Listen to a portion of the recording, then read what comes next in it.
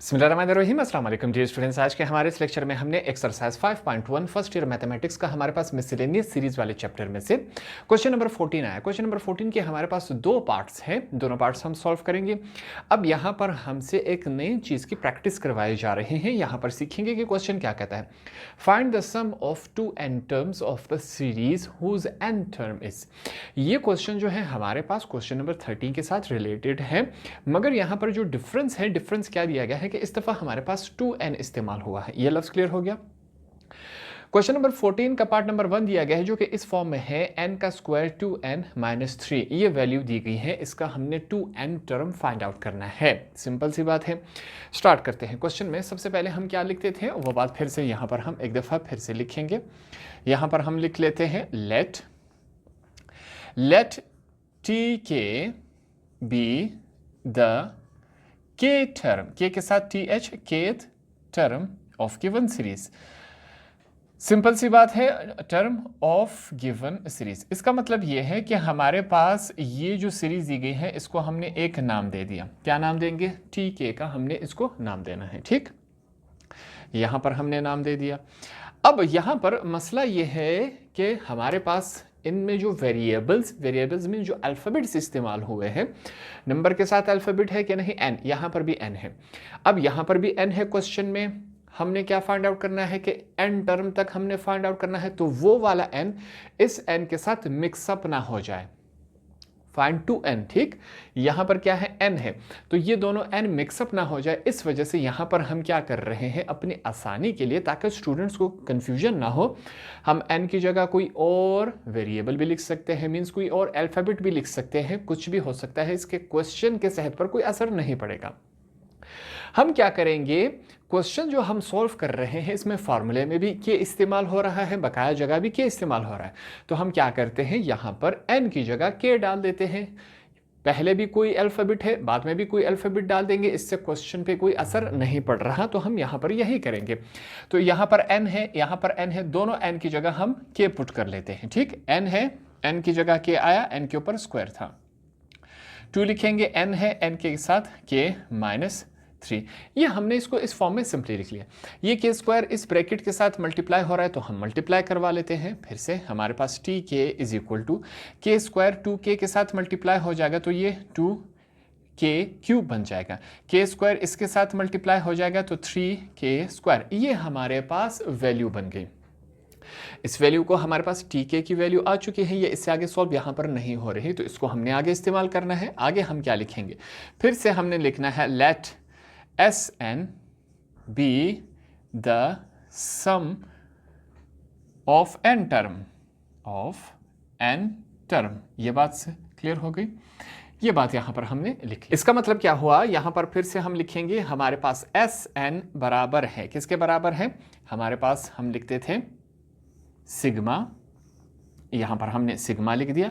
Sigma के ऊपर n आता है, नीचे k इज इक्वल टू 1 आता है। ये हमारे पास ये जो जुमला लिखा वो ये है। साथ में क्या आएगा, यहाँ पर tk आएगा। tk की वैल्यू हम फाइंड आउट कर चुके थे, क्वेश्चन में दी गई, थोड़ा सा हमने इसको सिंप्लीफाई किया। अब अगले स्टेप में क्या करेंगे, tk की जगह सिंपली उसकी वैल्यू पुट कर लेंगे। ये अगला स्टेप है, अब इसके नीचे करेंगे।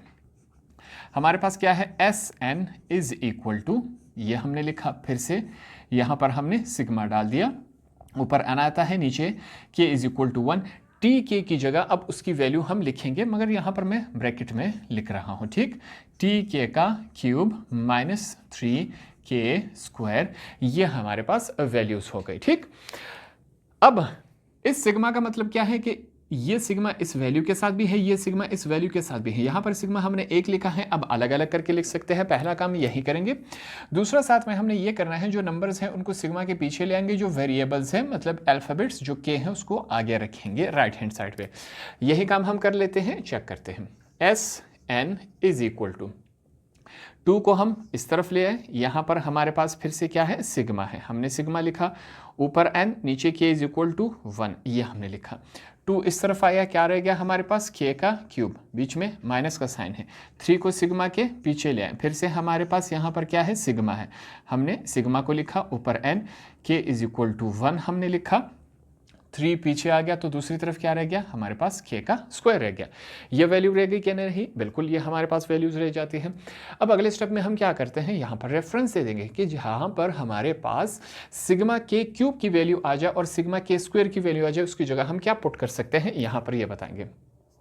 तो अगले स्टेप में हमने यहाँ पर रेफरेंस दिया, रेफरेंस में हमने लिखा कि जहाँ पर हमारे पास सिग्मा, ये सिग्मा हमने लिखा, ठीक, के क्यूब आ जाए तो ये किसके बराबर होता है, इसकी वैल्यू क्या है, n प्लस 1, ये हमने लिखा, डिवाइडेड बाय नीचे क्या है, 2 है, ये हमने लिख लिया, होल का स्क्वायर। ये बात क्लियर हो गई। आगे चलते हैं, आगे हमने क्या लिखा, फिर से सिग्मा के स्क्वायर, इसकी वैल्यू क्या है वो यहाँ पर हम बताएंगे। हमें यह भी मालूम है कि जहाँ पर हमारे पास सिग्मा के स्क्वायर आ जाए, ठीक, उसकी जगह हम क्या वैल्यू पुट करते हैं, इसकी वैल्यू क्या है हमारे पास, n प्लस 1, फिर क्या है 2n प्लस 1 होल का डिवाइड नीचे क्या है हमारे पास, नीचे 6 आएगा। तो हम क्या करेंगे, सिंपली इस सिग्मा के क्यूब की जगह उसकी वैल्यू पुट कर देंगे, इसकी जगह सिंपली हम ये वाली वैल्यू पुट कर देंगे। देखते हैं हमारे पास ये क्वेश्चन किस फॉर्म में जाता है। यहाँ पर यही काम करेंगे। सबसे पहले हमारे पास क्या है, Sn, हमने Sn लिखा इज इक्वल टू, यहाँ पर क्या है 2 मौजूद है, हमने 2 लिखा। सिग्मा के क्यूब की जगह उसकी वैल्यू लिख लेते हैं, हमारे पास क्या है, इसको लिख लेते हैं n प्लस 1 डिवाइडेड बाय 2, यहाँ पर ये क्लोज हो गया, इसके ऊपर स्क्वायर है, ठीक, -3 है, हमने -3 लिख लिया। फिर क्या है सिग्मा के स्क्वायर, इसकी जगह इसकी वैल्यू लिख लेंगे जो इसके साथ मल्टीप्लाई हो रहा है, n प्लस 1, ठीक है, 2n प्लस 1, यह हमने लिखा, होल का डिवाइड नीचे क्या है 6 है। ये वैल्यूज कुछ इस फॉर्म में बन गई, बनी कि नहीं, बिल्कुल बन गई। अब इस क्वेश्चन को आगे लेके चलते हैं। सबसे पहले हम क्या करेंगे, ये जो हमारे पास स्क्वायर है वो इस n का भी है, इस ब्रैकेट का भी है, इस 2 का भी है, तीनों के साथ हम इस्तेमाल करते हैं। देखेंगे कि ये क्या फॉर्म बना रहा है, हमारे पास Sn इज इक्वल टू 2 यहाँ पर मौजूद है। अब हमारे पास क्या हो रहा है, ये जो स्क्वायर है इन तमाम के साथ इस्तेमाल करेंगे। सबसे पहले मल्टीप्लाई का साइन, यहाँ पर क्या है n का स्क्वायर हो गया, ये ब्रैकेट के साथ हम n प्लस 1 इसका स्क्वायर लगा देंगे, डिवाइडेड बाय नीचे हमारे पास क्या है 2 है, 2 का स्क्वायर क्या बनता है 4 बनता है, हमने लिख लिया। फिर यहाँ पर जो है इसको हम कैंसिलेशन करवा सकते हैं। कैसे cancellation, 3 1s are 3, 3 2s are 6 हो सकता है, बिल्कुल हो सकता है। 1 को इस पूरे ब्रैकेट के साथ मल्टीप्लाई करवा दे, वही वैल्यू रह जाती है। बीच में कौन सा साइन है, माइनस का है, माइनस लिखा। फिर हमारे पास वैल्यूज क्या है, n प्लस 1 और 2n प्लस 1, यह हमने लिखा। नीचे क्या है हमारे पास 2 है, ये हमने 2 लिख लिया। तो क्वेश्चन हमारे पास इस फॉर्म में ट्रांसफॉर्म हो चुका है। आगे इसको सॉल्व करते हैं। फिर से यहाँ पर हमारे पास एक कैंसिलेशन हो रही है। ये जो 2 है, 2 1s are 2, ये 2 2s are हमारे पास क्या हो जाता है 4 हो जाता है। इसको देखेंगे कि ये क्या फॉर्म बना रहा है, Sn इज इक्वल टू, यहाँ पर पीछे क्या रह गया वो तमाम हम क्या लिखेंगे, लिख लेते हैं एक दफ़ा n का square, n plus 1 divided by क्या है 2 है, इसके ऊपर स्क्वायर है, माइनस है, फिर n प्लस 1, ठीक, 2n प्लस 1 होल का डिवाइड नीचे क्या है हमारे पास 2 है। वैल्यूज कुछ इस फॉर्म में आ चुकी हैं। अब अगले स्टेप में हमने क्या करना है, कॉमन चूज करना है। यहाँ पर साथ में हम रेफरेंस दे देंगे टेकिंग कॉमन। कॉमन दोनों साइड्स में अगर हम चेक करें हमारे पास कॉमन क्या आ रहा है, यहाँ पर चेक करें n प्लस 1 अपॉन 2 यहाँ पर भी मौजूद है, यहाँ पर भी इस शक्ल में मौजूद है, तो हम एज अ कॉमन ले लेते हैं इसको। यहाँ पर Sn इज इक्वल टू क्या कॉमन है हमारे पास, n प्लस 1 डिवाइडेड बाय 2, वो यहाँ पर भी मौजूद है, यहाँ पर भी मौजूद है, तो हमने इसको एज अ कॉमन ले लिया। ये बात क्लियर हो गई। जो रिमेनिंग है बकाया जात है उसको लिखेंगे। 2 n थे, एक n बाहर आ गया, क्या रह गया, एक ही n। ये जो ब्रैकेट है ये 2 दफ़ा था, एक बाहर आ गया, पीछे क्या रह जाएगा हमारे पास n प्लस 1, ये एक ही दफ़ा रह जाएगा। ये बात क्लियर हो गई। 2 था, 2 बाहर आ गया। दूसरी तरफ चलेंगे, माइनस का साइन है, n प्लस 1 अपॉन 2, ये वाला हिस्सा बाहर आ गया, सिर्फ क्या रह गया हमारे पास 2n प्लस 1 रह गया, क्या नहीं, बिल्कुल रह गया। हमने इसको इस फॉर्म में लिख लिया। ये बात समझ आ गई। अगर फिर से मैं समझाना चाहूँ, हमने क्या किया, इस वैल्यू को, ये लाइंस आपके समझाने के लिए है, इस वैल्यू को मैंने क्या लिया, एज कॉमन लिया, इस वैल्यू को मैं बाहर ले आया, ठीक है। यहाँ पर n का स्क्वायर, n बाहर आ गया, एक n रह गया, n+1 दो थे, एक बाहर आ गया, पीछे ये रह गया, 2 बाहर आ गया, हमारे पास ये वैल्यू रह गई। इसमें से हमारे पास रिमेनिंग ये है, माइनस का साइन लगाया, ये पूरा हमारे पास यहाँ पर कॉमन था, पीछे ये रह गया, इसको हमने यहाँ पर लिख लिया। ये बात क्लियर होगी। अगले स्टेप में हम क्या करेंगे, इस n को इस ब्रैकेट के साथ मल्टीप्लाई करवा लेंगे, इसको भी मैं ये ब्रैकेट में हम लिख लेते हैं, ठीक है, जो रिमेनिंग है। अब इसको ट्राई करते हैं, हमारे पास क्या आएगा, Sn is equal to n हमने लिखा n+1 डिवाइडेड बाय, नीचे क्या है 2 है, फिर से हमने ब्रैकेट लगा लिया, n मल्टीप्लाई बाय n का square, n multiply by 1 n आता है, minus plus minus 2n minus plus minus 1, ये वैल्यूज़ कुछ इस फॉर्म में आ गई। इनको थोड़ा सा और सिंप्लीफाई कर लेते हैं, Sn is equal to n+1 है हमारे पास, डिवाइडेड बाय 2 है, ये हमने लिखा, n का स्क्वायर है, -2n में से एक n निकल गया, एक n रह जाता है, यहाँ पर क्या है, -1 है। ये बात क्लियर हो गया। अब ऊपर वाला हिस्सा क्या होगा, ऊपर वाला हिस्सा ऊपर के साथ मल्टीप्लाई हो जाता है, नीचे वाला नीचे, यहाँ पर कुछ नहीं है, हम 1 समझ लेते हैं, तो 1 के साथ ही मल्टीप्लाई करवाएंगे आपस में। इनका एलसीएम इस वजह से नहीं लिया जा सकता, इन दोनों ब्रैकेट्स के बीच में कोई साइन नहीं है, तो एलसीएम नहीं लिया जा सकता। तो ये हमारे पास वैल्यूज़ किस फॉर्म में बन जाएगी, n+1, यहाँ पर क्या है, n का स्क्वायर माइनस n और -1, ठीक, ये क्लोज कर लिया। नीचे क्या आ जाएगा, एज अ होल हमारे पास 2 आ जाएगा। हमारा क्वेश्चन यहाँ तक आ चुका है। यहाँ पर एक काम करेंगे, इसको हम इक्वेशन 1 का नाम देंगे, ठीक, इसको हमने इक्वेशन 1 का नाम दिया। फिर से क्वेश्चन की तरफ जाएंगे। क्वेश्चन में हमें एक बात समझाई थी, क्या लिखा था, 2n। अब यहाँ पर मैं क्या लिखूंगा, now replace n by 2n in equation 1। Equation 1 में जहां जहां हमारे पास n आया है उसकी जगह हम क्या लिखेंगे, 2n। क्वेश्चन में बताया गया है कि नहीं, find the sum of 2n।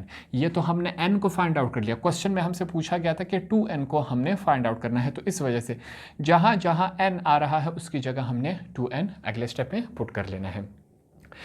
यहां तक आप स्क्रीनशॉट ले लें, क्योंकि मैंने इसको मिटा के आगे क्वेश्चन यहां पर सॉल्व करना है।